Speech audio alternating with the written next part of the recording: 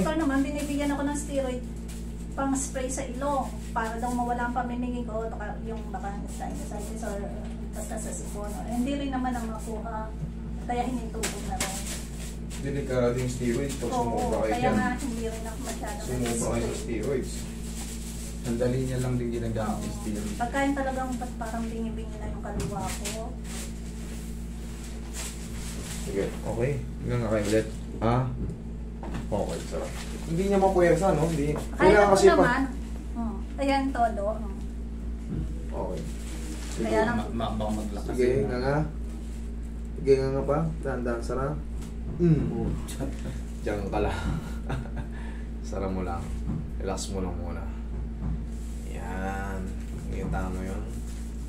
Ngayon, hindi ka na matatakot mo mga. Tandaan mo, pag maghihikap tayo, medyo i-chin in lang natin. Kahit gaano kalaki. Sige. Nga, Oo. Sarap. Bawa mo na. Oo, tignan yung chin. Pero yung tunog. Hindi nawawala yun, pero yung pangamba mo parang maglalak. Oo, parang mas relax na siya nga. Kaya nagpagawa pa ako ng splint. Hindi na, no need na yun. Pupunta pa nga kami sa bundok para mawala yung pamimigay niya. Sabi kasi nila is baka yung pag nasa high, ano ka na, yung ganon, di ba Para yung mawala mawawala tayo yung sa pamimigay. TMGD yan. Pero kahit Connected dyan. ganonin ko, bingi pa rin siya. Yung hindi naman bingi na bingi, para siya lagi may naka-block. Ay, ngayon. Obserbahan nyo yung mga 3 to 4 days. Ngayon, nagbago yung jaw mo. Basta tandaan mo, yung mga yan, mga bagong ayos ang jaw.